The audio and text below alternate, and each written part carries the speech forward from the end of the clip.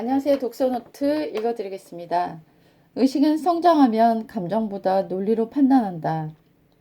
하나님의 역사가 강력하게 일어날 때가 있다. 하지만 그분의 역사는 대체로 부드럽고 점진적이다. 존 뉴턴. 우리 자아로부터 구원해야 한다. 자아는 하나님의 얼굴을 가리는 두꺼운 휘장으로 자아를 제거하기 위해 반드시 영적 체험이 필요하다.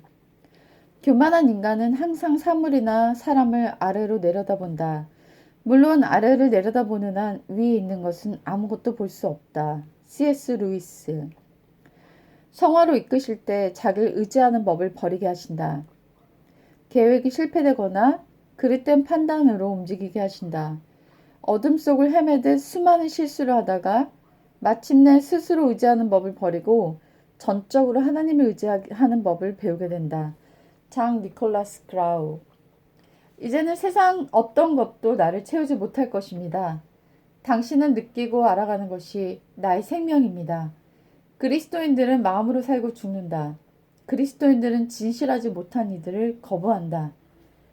수많은 적이 몰려와도 위축되지 않으며 그 어떤 세상의 저주가 닥쳐도 무서워 떨지 않으며 세상의 무서운 재난에도 동요되지 않고 참고 견디며 비웃음에도 아랑곳하지 않고 격한 풍랑에도 침몰하지 않고 사탄의 계략에도 속지 않는 그런 믿음을 주소서.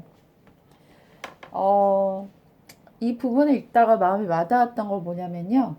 이제는 세상 어떤 것도 나를 채워주지 못할 것입니다. 당신을 느끼고 알아가는 것이 나의 생명입니다. 이 대목에서 저도 모르게 그냥 눈물이 그냥 났어요. 네. 예전에는 아침에 깨면은 제가 오늘은 뭘 배울까? 오늘은 어떤 성장을 할까? 하면서 이런 그런 기대하는 마음이 많이 있었거든요. 그래서 여러 가지 이제 알고리즘이 이렇게 추천해주는 것 중에서 제일 좋아 보이는 것들을 듣고 배우고 성장하고 이런 것들이 되게 기뻤어요. 그래서 이제 북튜버들의 오디오북을 많이 들었거든요. 그리고 또 유명한 분들의 강연도 많이 찾아서 들었습니다. 근데 그런 것들을 듣다 느낀 점이 있었는데요. 뭐였냐면, 인간이 그 중심 안에 있다는 거죠. 그러니까 인본주의라는 거죠. 근데 그 인본주의는 나를 많이 성장시키고 자라게 하지는 못했던 것 같아요. 왜냐면 인본주의의 그 기본 뿌리 안에는 교만과 자기 영광이 있기 때문이죠. 하지만 하나님을 따라가는 그런 분들의 삶을 보면은 그 중심 안에 자신이 없기 때문에 자기가 부인된 십자가가 있기 때문에 그분의 삶들은 겸손의 열매가 가득하기 때문에 봐도 봐도 온유하고 기쁘고 행복한 그런 향기 나는 느낌이 있었어요. 그래서 이제는 어떤 강연이나 책이나 이런 것들이 주는 기쁨이 그닥 크지 않다라는 걸 많이 느꼈습니다. 왜냐하면 그거 안에는 본질이 없다라는 생각이 들었기 때문이죠. 하나님의 지혜와 세상의 지혜는 서로 대적하기 때문에 필연적으로 갈등을 일으킬 수밖에 없다. 믿음은 하나님의 성품에 근거한다. 예를 들어 하나님의 완전하심을 믿는다면 그분의 방법도 여전히 완전하다고 결론 지어야 마땅하다. 인간이 만들어내는 아름답고 선한 것은 모두 온 세상에 울려 퍼지는 하나님의 음성에 귀 기울인 결과물이다.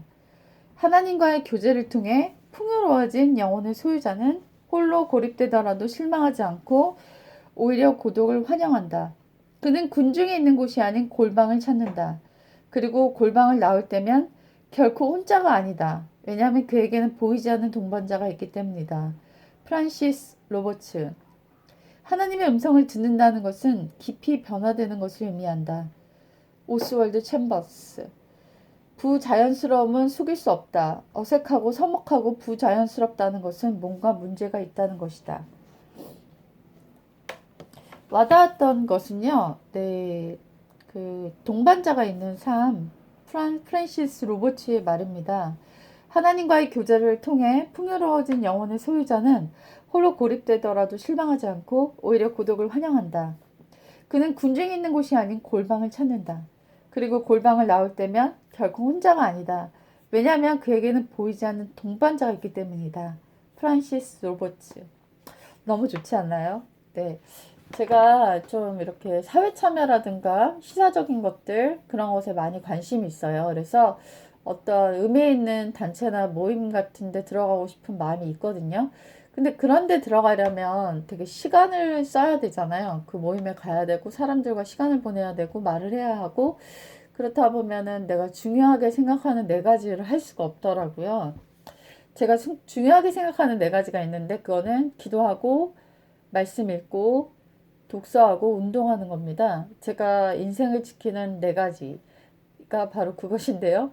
그것이 어떤 축이라도 무너지면 내 영혼에 손상을 입고 내 육체가 손상을 입고 내 정신적으로 어려움을 겪는다라고 믿기 때문에 꾸준히 이 네 가지를 지키려고 노력하거든요. 그러기 위해서 내가 갖고 있는 취미나 관심 분야는 그 빛을 잃어갈 수밖에 없어요. 왜냐하면 그 모든 걸 다 하기에는 시간이 부족하기 때문이죠. 그래서 제가 갖고 있는 관심이나 취미를 점점 잃어가는 거예요.